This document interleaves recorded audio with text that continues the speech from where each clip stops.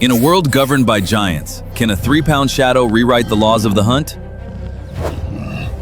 Observe the Savannah, a landscape of deceptive peace. But beneath this termite mound, a sanctuary is about to be violated. Within the narrow throat of the burrow, we witness the face of a nightmare. The Bengal Sovereign, a monumental force of 500 pounds, driven by a hunger that knows no diplomacy. His claws, designed to disembowel, now rip through the sun-baked earth. Every strike is a tectonic shift for the 2 mongoose pups trapped within. They are blind, helpless, pieces of a legacy being dismantled by a wildlife titan.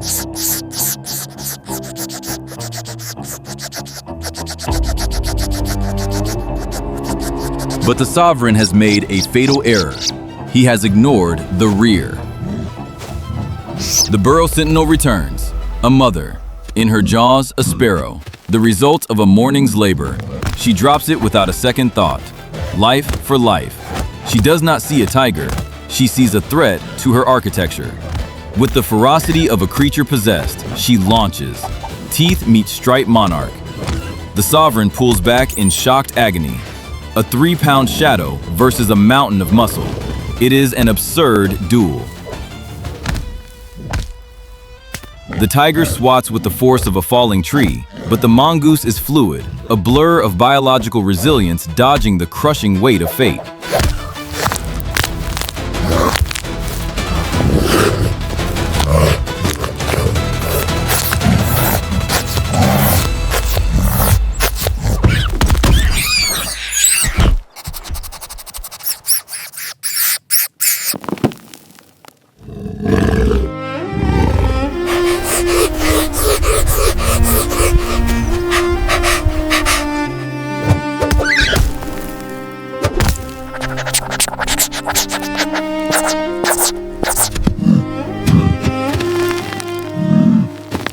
Enter the third titan, the Sky Strategist.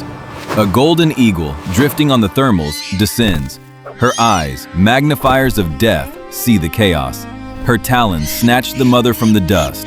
At that same moment, the Sovereign reaches into the dark and pulls out a pup.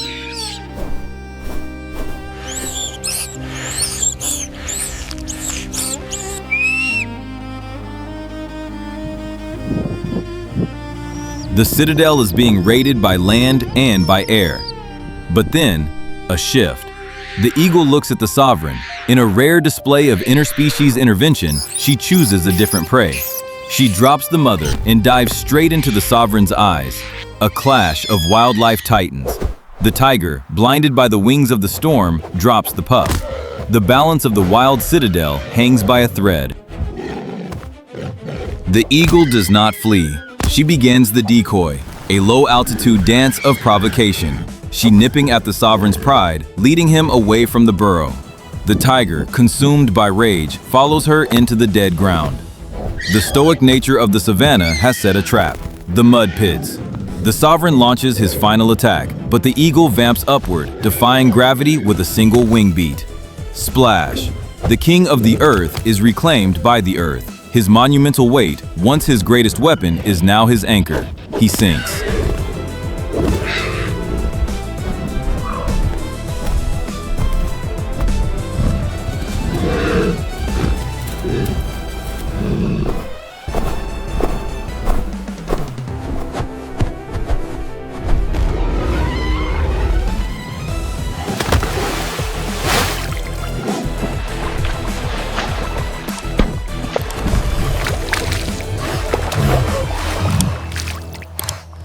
The strategist circles once, then returns to the heights. Back at the mound, the mother finds her pup.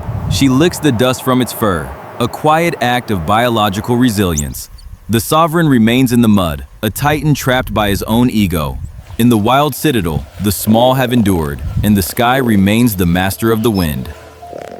Can a mind trained in the Wild Citadel find the same path to victory when the mud of life begins to pull you down? We watch the tiger. He was not evil, he was simply following his nature.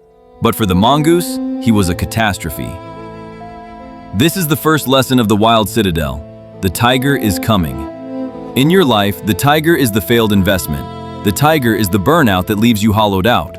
Most people spend their lives praying the tiger never finds their door. They live in a state of fragile hope. But the Stoic is different. The Stoic practices Amor Fati, the love of fate. The Mongoose did not complain that the tiger was too big. She did not ask the universe for a fair fight. She accepted the reality of the sovereign and acted with the totality of her being. Your problems are not unfair, they are simply the environment. To love your fate is to realize that the tiger's presence is the only thing that proves your biological resilience. A citadel that is never besieged is just a building. A citadel that survives the tiger is a legend. Look at the eagle. She did not try to outmuscle the sovereign. She would have died. Instead, she used the dichotomy of control. She could not control the tiger's strength. She could not control the tiger's hunger, so she ignored them.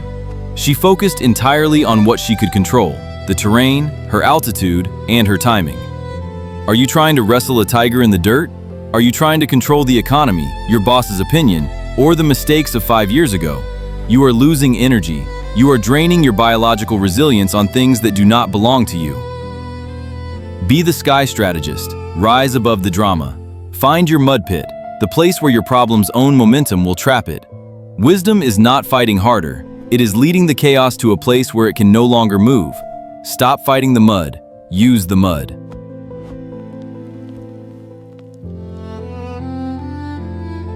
The burrow was torn open.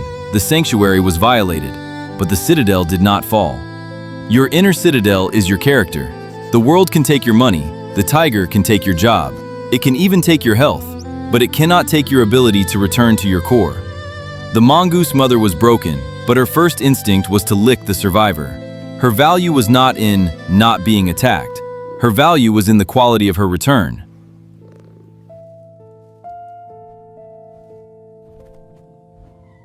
Burnout is what happens when you stay in the dust fighting a tiger that has already moved on. You are obsessed with the breach. You are looking at the hole in the wall. Stop. Rebuild the wall from the inside. Reconnect with what survived. Your stoic nature is not about being indestructible. It is about being irrepressible. The eagle flew back to her chicks. She did not stay to gloat. She did not wait for the tiger to apologize. She achieved her objective and she withdrew. This is the architect of return. Recovery is a strategic necessity. Many of you are failing because you don't know when to fly back to the cliff. You stay in the fight until you have nothing left for your nest, for your family, your dreams, your soul.